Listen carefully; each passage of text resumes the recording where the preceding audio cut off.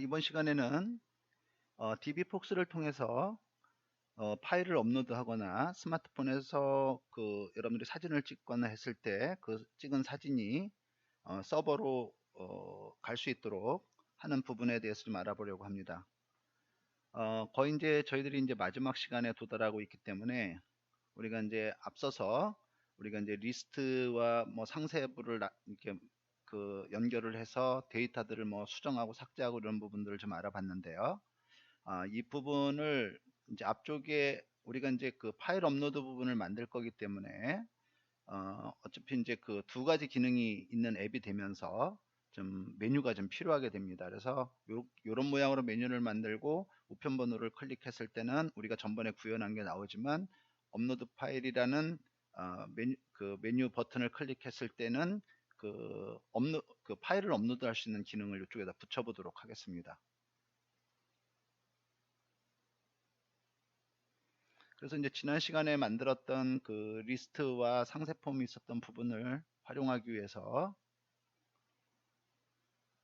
이렇게 이제 하나 이제 복사를 해서 앱 003으로 만들도록 하겠습니다. 서버를 한번 띄워보고요.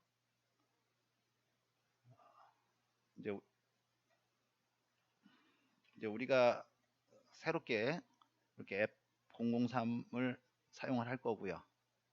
저장하고 브라우저를 동작시켰지만 뭐 지난 시간에 만든 거하고 이제 같겠죠. 이제 복사를 한 거니까 저희가. 자, 그래서 먼저 이제 이 앞부분에 이제 메뉴를 만들어서 우편 번호라는 버튼 하나 두고 업로드 파일이라는 버튼을 하나 만들어 두겠습니다.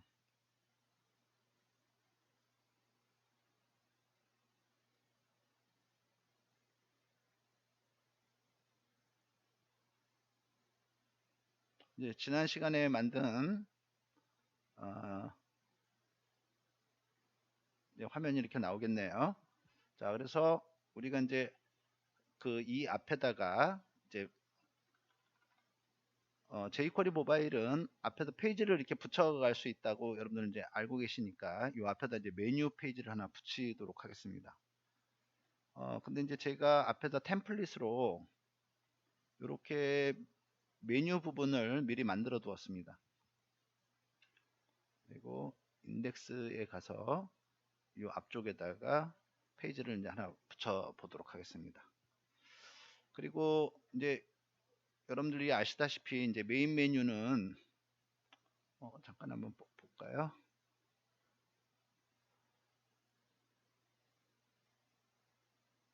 네, 이런 모양이 됐는데 우리가 이제 여기를 클릭을 하면 연결이 돼야 되죠. 아직 우리가 이제 복사를 하다 보니까 이제 이렇게 됐는데 우리가 이 부분을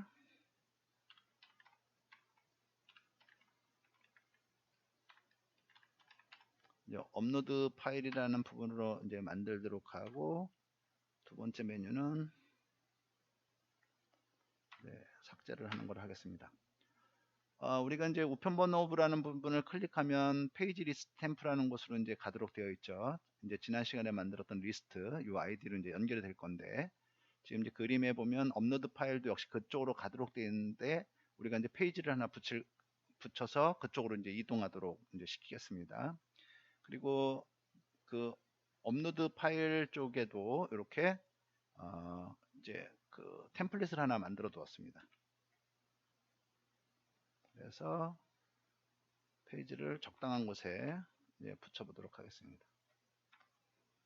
바디와 바디 사이에 붙여야 되겠죠. 이렇게 jQuery 모바일은 이제 페이지들을 이렇게 쭉 이제 연달아서 연속해서 이제 붙여 갈 수가 있습니다. 요 만들어진 페이지를 가만히 보시면 여기에 이제 그 페이지 업로드 파일이라는 아이디를 갖고 있기 때문에 저희가 이제 이걸 좀 복제를 해서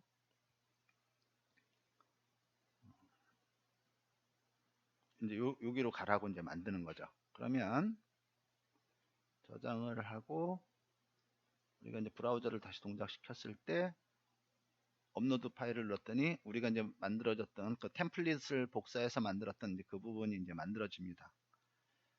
파일 선택을 누르면 이제 이렇게 이제 동작을 하게 되고 우리가 이제 업로드라고 눌렀을 때 이제 그 파일이 이제 정확하게 이제 서버에 이제 그 서버로 전송되는 것이 이제 확인이 됩니다. 그렇지만 사실 여러분들은 업로드라는 부분을 이제 만드신 적은 없었기 때문에 이제 이 부분은 템플릿으로 만들었기 때문에 뭐 자연스럽게 이동한 것처럼 보이지만 이제 이 부분을 이제 이해를 하셔야 되겠죠. 업로드를 눌렀을 때 도대체 내부에서 어떤 함수를 부르며 어떻게 동작하는가, 이 함수를 한번 따라가 보도록 하겠습니다. 자, 우리가 이제 업로드라고 했고요. 아까 우리가 이제 페이지 업로드 파일이라는 페이지를 하나 만들어 붙였는데, 그 중에 이제 버튼을 보니까 업로드라는 걸 눌렀을 때 이제 업로드 그 파일 카메라 템프라는 함수를 호출하도록 되어 있죠. 근데 이제 이 함수가 어디 있는 함수냐면 당연히 자바스크립트 안에 있을 겁니다. 그래서 가보면 미리 이제 이렇게 만들어 두었기 때문에 이제 요 함수를 호출하게 된 것이고, 이 함수는 뭐 굉장히 우리가 앞에서 데이터보다 훨씬 더 쉽습니다.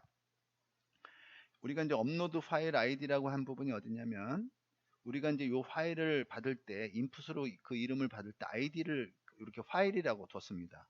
요 이름만 지정을 해주면, 그 이름만 지정을 해주는데 요 앞에 샵을 붙인 이유는 이제 요 내부적으로 이제 요거를 이제 이제 그걸 가져다 하라는 의미로다 이제 요런 약속을 이제 지켜서 여러분들도 만들어야 되고요. 그래서 여기에다 변수로 잡아놓은 요것을 인자로 전달을 하는데, 업로드 파일 dbfox 함수 중에 업로드 파일이라는 부분을 동작시키면 이제 전송이 되는 겁니다.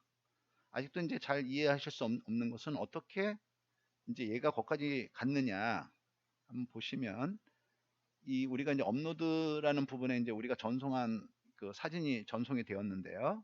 실제적으로는 우리가 이 부분에서 여기를 보시면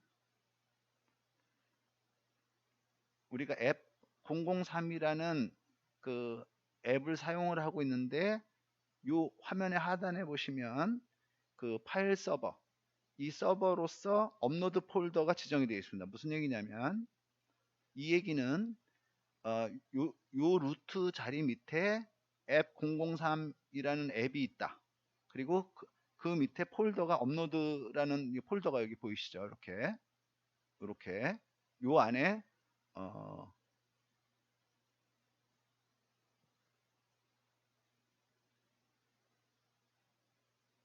예, 요 폴더 안으로 들어가라고 한 겁니다. 그러니까 여러분들이 요 이름을 바꾸신다면 바꿔진 다른 이름으로 이 이미지가 이제 전송이 되겠죠.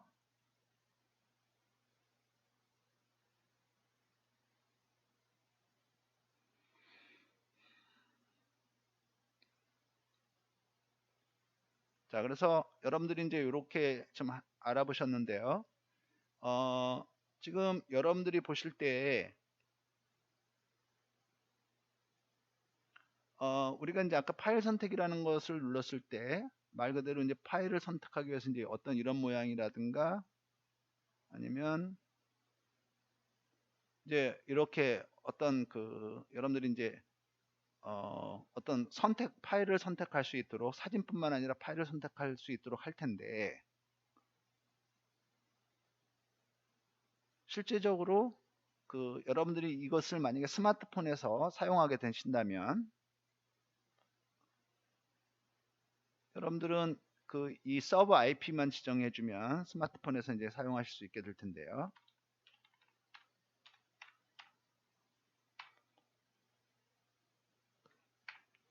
이 서버, 그러니까 이제 지금은 이게 여러분들이 사용하고 있는 PC가 이제 서버가 될 텐데요. 이 서버 이제 스마트폰에서 이제 이 주소를 이렇게 입력을 하고 같은 화면을 보게 되었을 때, 실제적으로 파일 선택을 누르는 순간 아까처럼 브라우저처럼 이제 파일을 선택하도록 나오는 게 아니라 카메라가 동작하면서 사진을 찍을 준비를 하게 됩니다. 그래서 여러분들이 사진을 찍으면 찍혀진 파일명이 이제 요쪽에 뜨게 되고, 업로드를 하면 그 사진이 결국 업로드라는 폴더로 배치가 되는 겁니다. 자, 잠깐만 보시면요. 그렇게 된 이유는 뭐냐면 여러분들이 이제 여기에 인풋이라는 부분을 잘 보시면 요 뒤에 보면 캡처 부분에 카메라라고 지정이 되어 있습니다. 이 얘기는 무슨 얘기냐면 스마트폰 전용으로 사용하게 될 때 카메라처럼 동작하도록 어, 여기다가 이제 마치 옵션을 하나 준 셈이 됩니다. 그래서 브라우저 PC상의 브라우저에서 사용될 때는 파일로서 인식을 하지만 스마트폰에서는 이걸 이제 카메라로 인식하게 됩니다.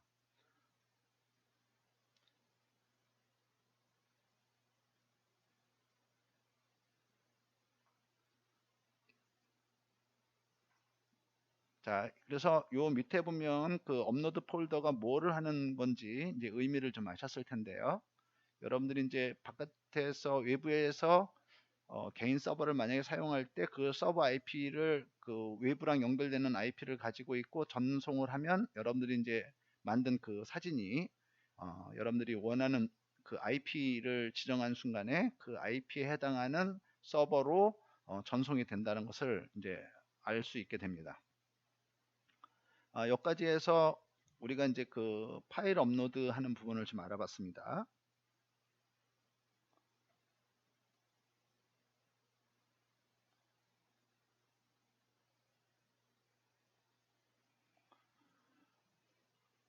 뭐 jQuery 모바일을 아는 학생들은 이제 이 코드들이 그렇게 이제 어려운 코드가 아니라는 것을 알 수가 있겠죠. 저 역시 이제 이런 부분들을 일부를 이렇게 샘플이나 예제에서 발췌를 했고, 그 다음에 이제 중요한 거는 이제 요런 부분들만 이렇게 연결되는 부분들만 제가 이제 dbfox 함수 안에 포함시켰을 뿐입니다.